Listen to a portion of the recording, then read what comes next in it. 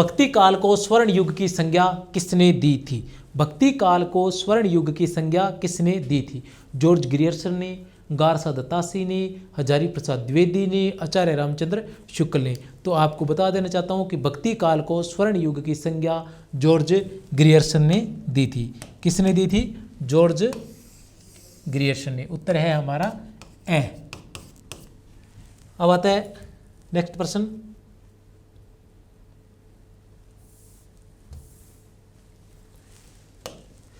बहुत ही महत्वपूर्ण प्रश्न है यह।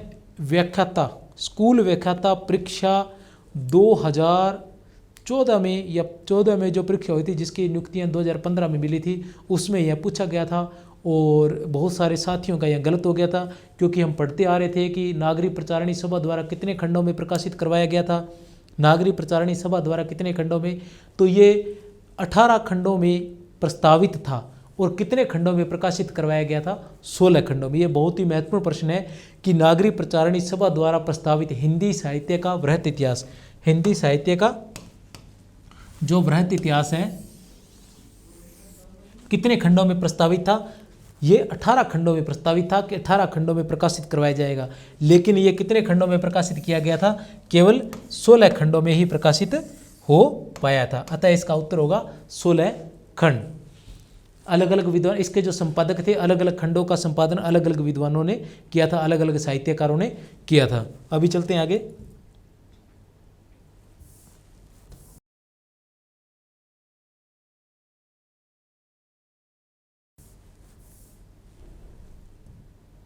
नाद न बिंदु न रवि न शशि मंडल, चेरा साहबे मुकुल, उजू रे उजू छाड़ी माँ लहू रे बंक, निहई बोही माँ जाहू रे रंक।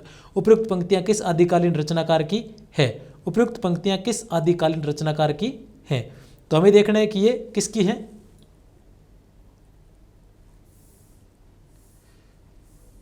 नाद न बिंदु न रवि न शशि मंडल।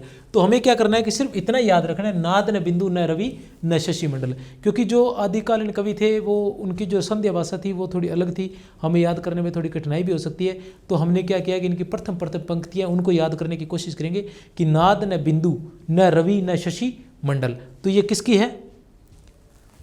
सरहपा की। किसकी है ये? सरहपा की पंक्तियां हैं। तो हमारा उत्तर होगा सरहपा। आगे चलते हैं।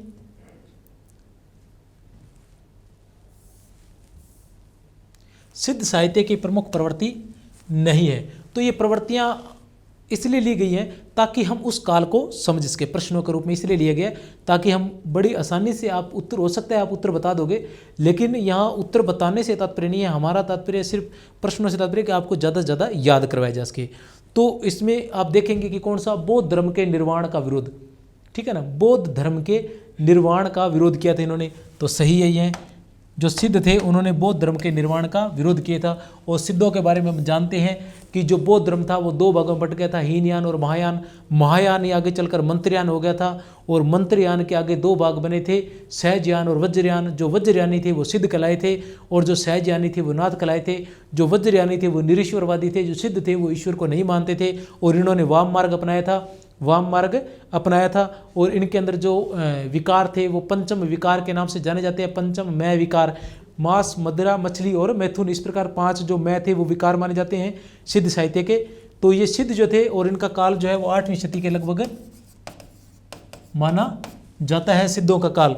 अब आता है इनके बारे में, आध्यात्मिक आनंद पर बल दिया। बिल्कुल इन्होंने आध्यात्मिक आनंद पर बल दिया, वाम मार्ग अपनाया था। और वाम मार्ग को इन्होंने, वाम मार्ग ये था कि जिस किसी व्यक्ति वस्तु को आप या जिस किसी व्यक्ति वस्तु के प्रति आपका मोह पैदा होता है उसका इतना अधिक सेवन किया जाए कि वह मोह अपने आप दूर हो जाए। लेकिन इन लोगों ने इसको मतलब वाम मार्ग को क्या किया था कि अपनाने कारण अपनी वासनाओं को तृप्त करने का साधन इन्होंने बना लिया था। दलित वर्ग को साहित्य में स्थान, तो आपको बता देना चाहता हूँ कि सिद्ध साहित्य ने प्रथम बार अपने साहित्य में दलित वर्ग को स्थान दिया था। सिद्धों के अंदर सभी वर्ग के लोग थे। आचार्य शुक्ल लिखते हैं कि सिद्धों में सभी वर्ग के लोग थे, लेकिन शूद्रों की संख्या अधिक थी। ये मतलब ब्राह्मणों के जो भी कर्मकांड है उनका विरोध करते थे, पखंडों का विरोध करते थे। कर्मकांडों का, पखंडों का इन्होंने विरोध किया था सिद्धों ने।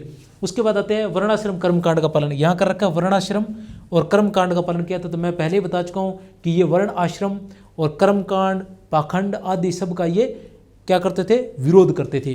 तो यह असंगत है। तो उत्तर हमारा हो गया वर्णाश्रम कर्मकांड का पालन किया गया, तो इनका पालन इन्होंने नहीं किया था। अब देखते हैं आगे वाला प्रश्न।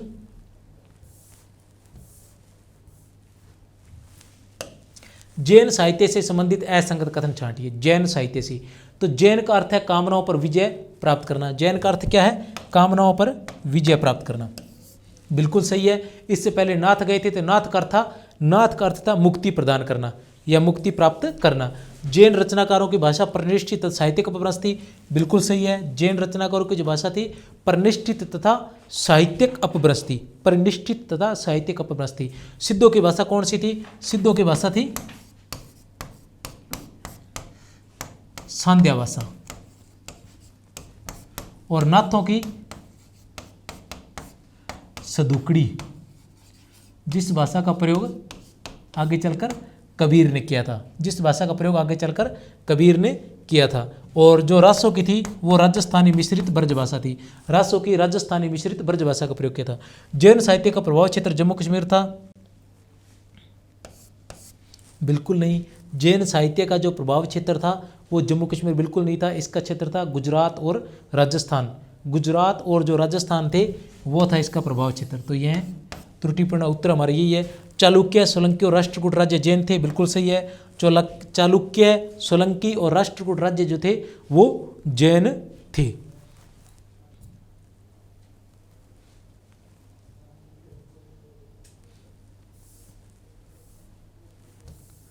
असंगत छांटिए। अपभ्रंश का वाल्मीकि स्वयंभू को कहा जाता है। अभिमान मेरु हेमचंद्र सूरी को कहा जाता है। अपभ्रंश का भवभूति पुष्पदंत को कहा जाता है। प्राकृत का पाणिनि हेमचंद्र सूरी को कहा जाता है। तो हम देख लेते हैं। अपभ्रंश का वाल्मीकि स्वयंभू को कहा जाता है। बिल्कुल सही बात है। अभिमान मेरु किसको कहा जाता है? हेमचंद्र सूरी को नहीं कहा जाता। अभिमान मेरु किसको कहा जाता है? पुष्पदंत को ही कहा जाता है। किसको कहा जाता है? पुष्पदंत को। अपभ्रंश का भवभूति भी पुष्पदंत को कहा जाता है। अभिमान मेरु, पुष्पदंत ने स्वयं अपने आप को अभिमान मेरु कहा था। और प्राकृत का पाणिनि हेमचंद्र सूरी को कहा जाता है क्योंकि उन्होंने प्राकृत का व्याकरण ग्रंथ लिखा था जिसका नाम था शब्द हेमचंद्र शब्दानुशासन। हेमचंद्र शब्दानुशासन लिखा था, इसलिए इन्हें प्राकृत का पाणिनि कहा जाता है।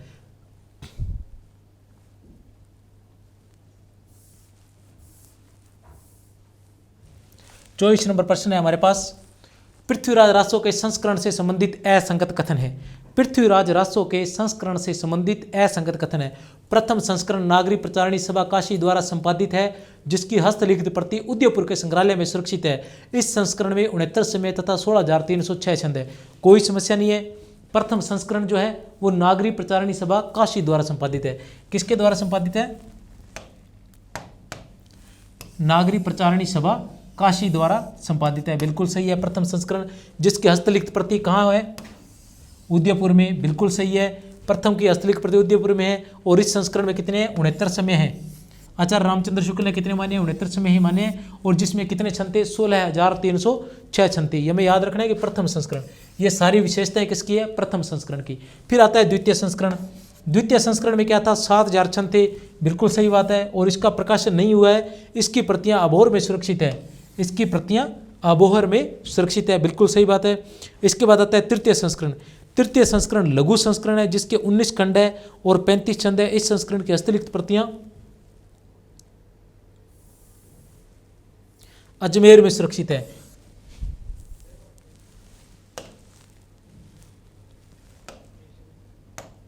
कहाँ सुरक्षित है? अजमेर में। तो आपको बता दूं, अजमेर जैसा नाम कहीं नहीं आता है।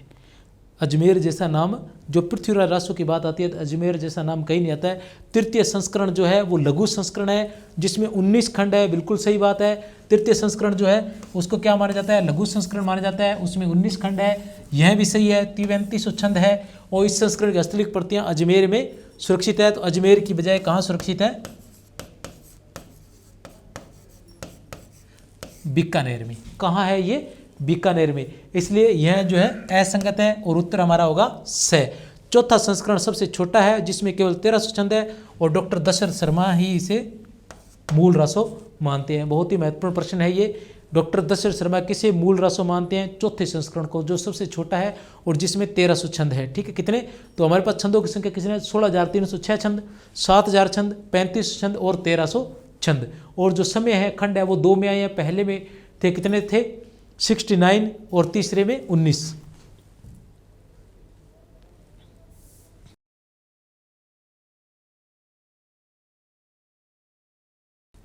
प्रश्न संख्या 25। पृथ्वीराज रासो को अप्रमाणिक किसने माना है? पृथ्वीराज रासो को अप्रमाणिक किसने माना है? तो पृथ्वीराज रासो को अप्रमाणिक मानने वाले हम देख चलते हैं। मुंशी देवी प्रसाद, डॉक्टर वुल्लर, गौरी शंकर हीराचंद ओझा, रामकुमार वर्मा, कविराज श्यामल दास, आचार्य शुक्ल, मुनिजिन विजय और डॉक्टर श्याम सुंदर दास। इनमें से कौन थे इनको मानने वाले? तो इसके लिए एक छोटी सी ट्रिक है। क्या है कि मुंशी देवी प्रसाद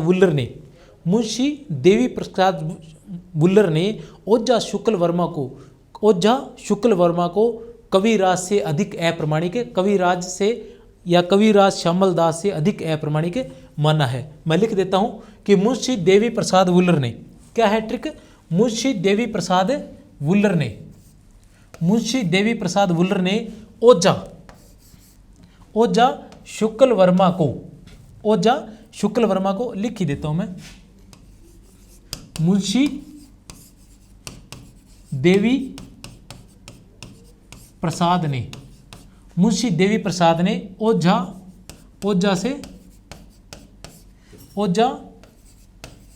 शुक्ल से शुक्ल, वर्मा से रामकुमार वर्मा। मुंशी देवी प्रसाद ने ओझा शुक्ल वर्मा को कविराज श्यामल दास से अधिक अप्रामाणिक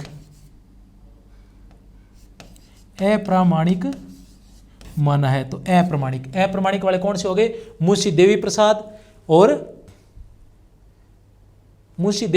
वुल्लर ने, यहां साथ में आएगा वुल्लर ने, मुंशी देवी प्रसाद वुल्लर ने, तो वुल्लर भी आ गया। ठीक है ना। ओझा शुक्ल वर्मा, ओझा आ गया, शुक्ल भी आ गया, वर्मा रामकुमार वर्मा भी आ गया, कविराज श्यामल दास भी आ गया। तो कौन रह गया? ये।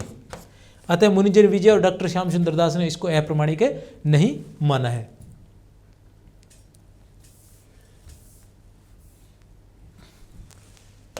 पृथ्वीराज रासो को राजनीति की महाकाव्यात्मक त्रासदी किसने कहा है? डॉक्टर बच्चन सिंह ने।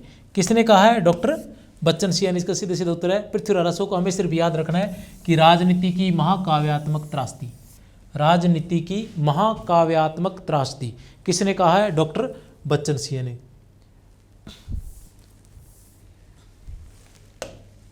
आदिकाल के नामकरण से संबंधित असंगत कथन है। आदिकाल के नामकरण, अलग अलग रचनाकारों ने अलग अलग नाम दिए हैं। संधि काल एवं चारण काल डॉक्टर रामकुमार वर्मा ने, बिल्कुल सही है। संधि काल एवं चारण काल डॉक्टर रामकुमार वर्मा ने। वीरकाल रमाशंकर शुक्ल रसाल ने नहीं दिया। संक्रमण काल राम खिलावन पांडे ने, बिल्कुल सही है। अंधकार काल कमल कुल श्रेष्ठ ने, यह भी सही है। वीरकाल जो नाम है वो किसने दिया था? विश्वनाथ प्रसाद मिश्र ने क्या कहा था? वीर काव्य। विश्वनाथ प्रसाद मिश्र ने वीर काव्य कहा था। और रमाशंकर शुक्ल रसाल ने जय काव्य और वीर काव्य, आदिकाल को ये दो नाम दिए थे। रमाशंकर शुक्ल रसाल ने जय काव्य और वीर काव्य कहा था। और वीर काल किसने कहा था? विश्वनाथ प्रसाद मिश्र ने कहा था। आदिकाल के नामकरण से संबंधित असंगत कथन है। तो असंगत कौन सा है? ब है। उत्तर हमारा ब है। देखते हैं आगे प्रश्न।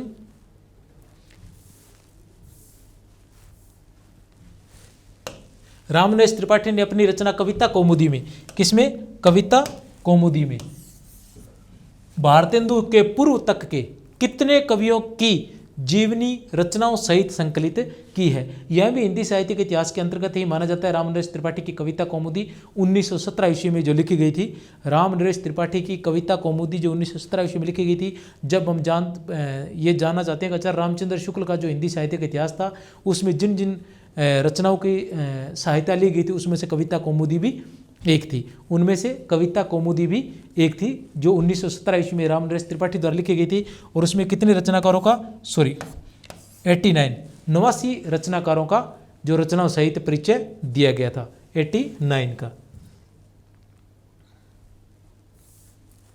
29 नंबर प्रश्न है हमारे पास, हिंदी साहित्य का प्रथम इतिहास लिखने का श्रेय किस भाषा के विद्वान को जाता है? बड़ा आसान है, फ्रेंच भाषा के विद्वान को। कौन थे? गारसा दे तासी। गारसा दे तासी। अंग्रेजी में किसने लिखा था?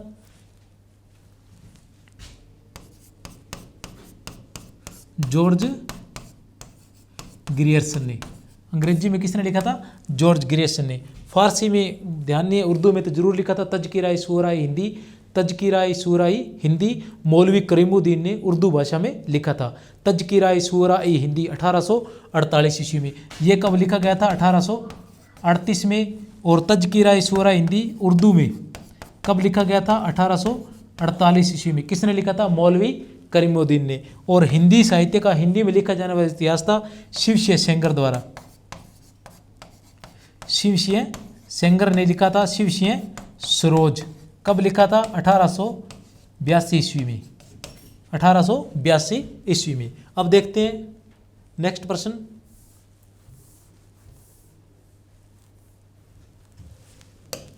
तरवर से एक तिरिया उतरी, उसने बहुत रुझाया, बाप का उससे नाम जो पूछा, आधा नाम बताया। तो इस प्रकार की मुकरियां, पहेलियां कौन कहते थे? मतलब इससे पता चल जाएगा कि इस प्रकार की मुकरियां या पहेलियों का प्रयोग कौन करते थे? अमीर खुसरो। कौन करते थे? अमीर खुसरो। तो हमारा उत्तर क्या होगा? अमीर खुसरो, जिसके हिंद की तूती भी कहा जाता है। हिंद की तूती भी कहा जाता है, जिन्होंने सितार और तबला का आविष्कार किया था। सितार और तबला का आविष्कार भी किया था। और लगभग इनकी ग्रंथों की रचना 100 ग्रंथों की रचना मानी जाती है कि इन्होंने 100 ग्रंथ लिखे थे, जिसमें से 21-22 वर्तमान में उपलब्ध बताए जा रहे हैं कि 21-22 वर्तमान में उपलब्ध है। और साहित्य की खड़ी बोली भाषा का प्रथम प्रयोग करने वाले अमीर खुसरो ही थे। साहित्य में खड़ी बोली का प्रयोग करने वाले अमीर खुसरो ही माने जाते हैं।